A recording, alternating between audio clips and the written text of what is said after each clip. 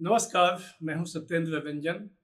जनचौक update में आपका स्वागत है। आज सुबह सुबह ये खबर दुनिया भर में फैली कि इजरायल ने ईरान के ऊपर हमला बोल दिया है।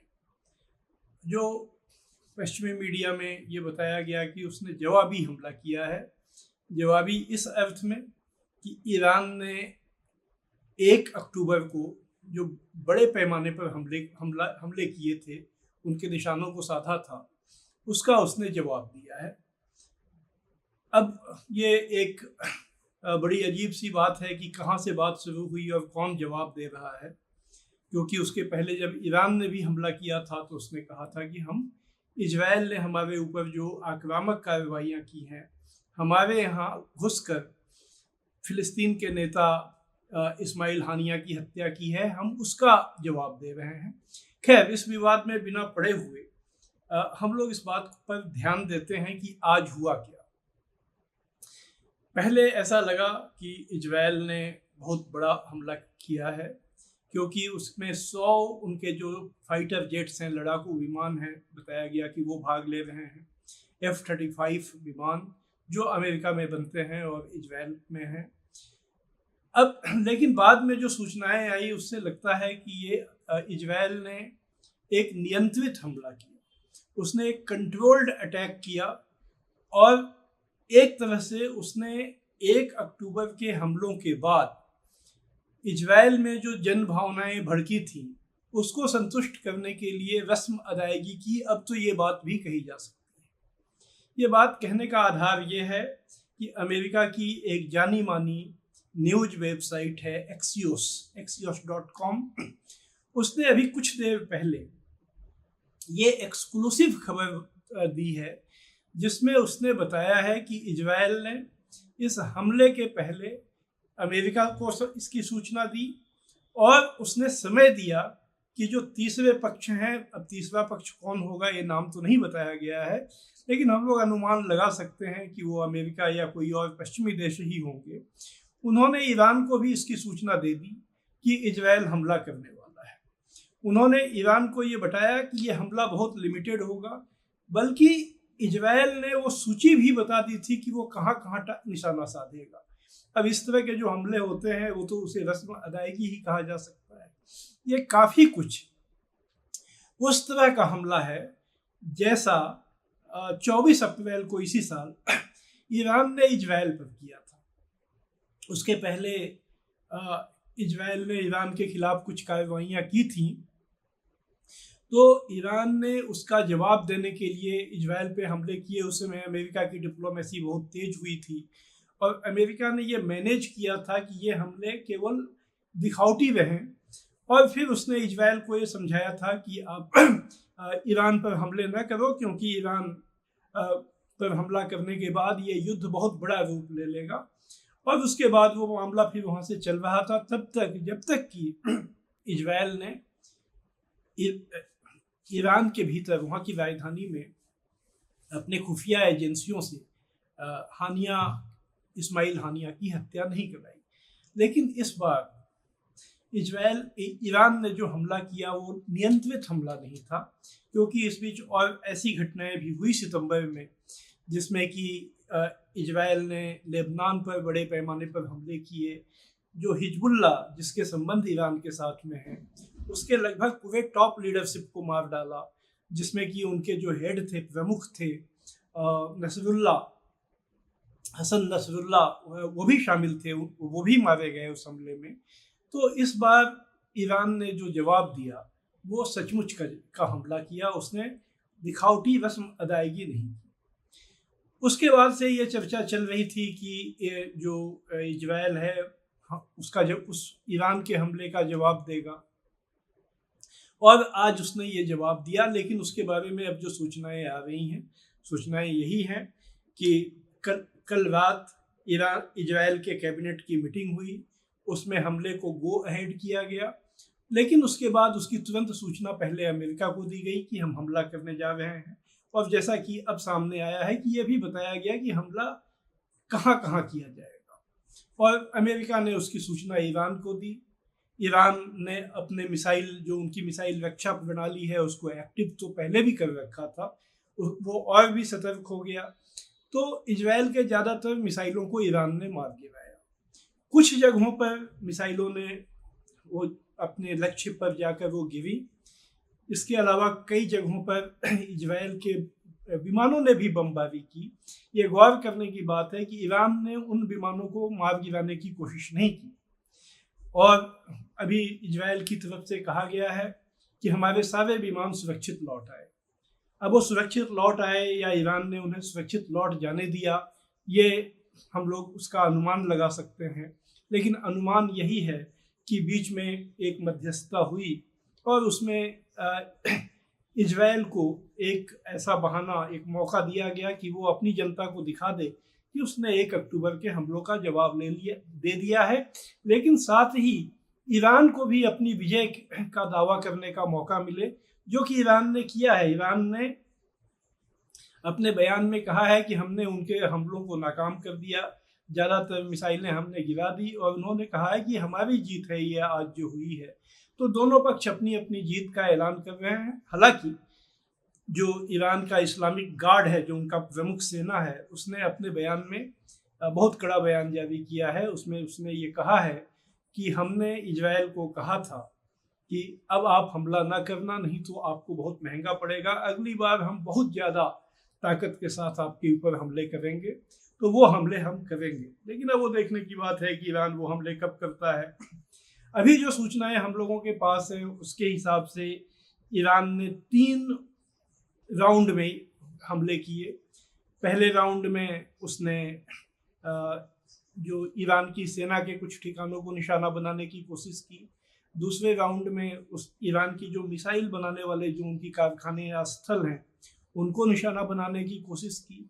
और तीसरे राउंड में उनका जो ड्रोन के उनके जो सेंटर्स हैं, जहां ड्रोन रखे जाते हैं या जहां उनके ड्रोन के कारखाने हैं, उनको निशाना बनाने की कोशिश की। और उसके बाद इजराइल की जो फौज है, उसके जो प्रमुख हैं हागिरी, उन्होंने एक बयान में कहा कि हमारे आज के हमले पूरे हो गए हैं, कंप्लीट हो गए हैं। हम आगे कोई हमला नहीं करेंगे तब तक जब तक कि ईरान हमारे ऊपर हमला नहीं करता है। लेकिन आज हमलों का दायरा सिर्फ ईरान में ही नहीं था। आज जो हमले हुए, उसी समय इजराइल ने सीरिया के भीतर, लेबनान के भीतर, इराक के भीतर जो इस्लामिक रेजिस्टेंस गार्ड है, और यमन जहां हुती हैं, वहाँ भी उसने कुछ हमले किए, कुछ मिसाइलें भी दागी, कुछ फाइटर जेट्स भी वहाँ उनके गए। उसके जवाब में इराक रेजिस्टेंस फोर्स ने मिसाइलें दागी। और उसके बारे में एक ये पुष्ट खबर है, कन्फर्म्ड खबर है, Iraq resistance force, Islamic resistance force जो है, उसकी कम से कम कुछ मिसाइलें इजराइल का जो अक्का अड्डा है, उसको उसने हिट किया, वहाँ आग भी लगी और उसको काफ़ी नुकसान पहुँचा है। अब आज में के हमलों में ईरान को कितना नुकसान हुआ है, दोनों तरफ से जो दावे किए गए हैं उससे कोई बात समझ पाना मुश्किल है। और जैसा कि कहा जाता है कि किसी भी युद्ध में, युद्ध का जो सबसे बड़ा विक्टिम होता है वो सच होता है। उसमें कौन सच बोल रहा है इसका अनुमान लगाना मुश्किल होता है। ईरान ने कहा है कि उन्होंने हमले किए, हमें कुछ मामूली नुकसान हुए, कुछ ठिकानों पर मामूली नुकसान हुआ, जबकि इजराइल की तरफ से कहा गया है कि हमने ईरान को बहुत भारी नुकसान पहुंचाया है, उनके कई ठिकानों को हमने नष्ट कर दिया है। तो ये तो खैर दावे और परस्पर विरोधी दावे किए जाएंगे। अब ये सवाल दुनिया के सामने ये है, जो देखने का सवाल है वो ये है कि क्या ये हमले इस जगह पर आकर एक स्थिर रूप ले लेते हैं, इसके बाद कोई हमले नहीं होते हैं। ईरान और इजराइल के बीच में जो दूसरे मोर्चे हैं उस पर तो युद्ध चल ही रहा है, जहां इजराइल मानव संहार कर रहा है, जेनोसाइड कर रहा है, आम लोगों को मार रहा है। लेबनान में भी तकरीबन 3000 महिलाएं, बच्चे, आम बुजुर्ग, आम लोग जो अपने रोजी रोटी कमाने के लिए काम रहते हैं, रिहायशी इलाकों पे उसने हमले किए हैं। गजा में ये संख्या 42,000 पार कर चुकी है। घायलों की संख्या इससे कई गुना ज़्यादा है। तो ये तो ऐसा भी कोई संभावना नहीं दिखती है कि इजराइल इस पर कोई रोक लगाएगा। लेकिन और क्या ईरान के साथ में ईरान फिर हमला करता है, उसके जवाब में इजराइल भी हमले करता है, और इस तरह ये युद्ध बहुत बड़ा रूप ले लेता है या नहीं, यह देखने की बात होगी। या अब चूंकि ईरान में भी एक जन भावनाएं भड़केंगी, तो उसको शांत करने के लिए ईरान की तरफ से एक ऐसा ही नियंत्रित हमला किया जाता है जिसमें पहले से सूचना देकर कि हम कहाँ हमला करेंगे, ताकि वो लोग तैयार रहें जो दूसरा पक्ष है, और उससे कोई ज़्यादा नुकसान नहीं हो। इस तरह का हमला होता है, यह देखने की बात होगी। इजराइल की फौज बहुत मुश्किल में है। हमले तो आज सुबह हुए हैं, ये ईरान पर जो हमले हुए, इसके पहले कल इजराइल ने लेबनान में उनका जो ज़मीनी हमला था उसको 2 हफ्तों के लिए रोकने का ऐलान किया। हम लोग सभी जानते हैं कि ये ज़मीनी हमला उनका एक तरह से नाकाम हो चुका है। उन्होंने पिछले 1 महीने में जब भी लेबनान में ज़मीनी हमलों के जरिए घुसने की कोशिश की, हिजबुल्लाह ने उनको रोक दिया है। इजराइल के सैनिक दर्जनों की संख्या में मारे गए हैं, इनके दर्जनों टैंक नष्ट हुए हैं, घायलों की संख्या उससे भी ज़्यादा है।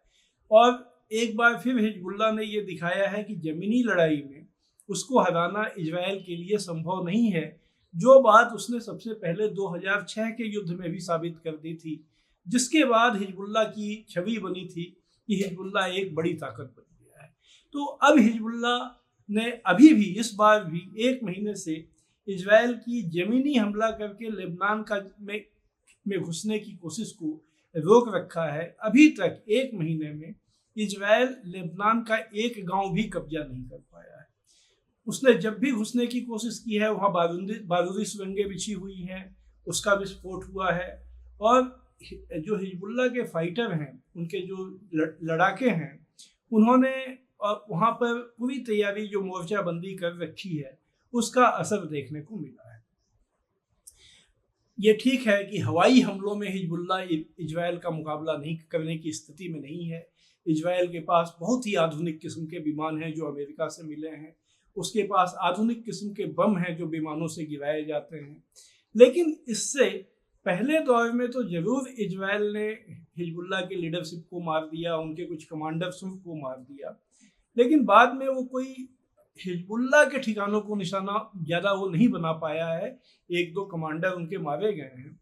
उसने ज़्यादातर रिहायशी इलाकों को निशाना बनाया है, जो कि युद्ध अपराध है, जो जेनोसाइड की श्रेणी में आता है।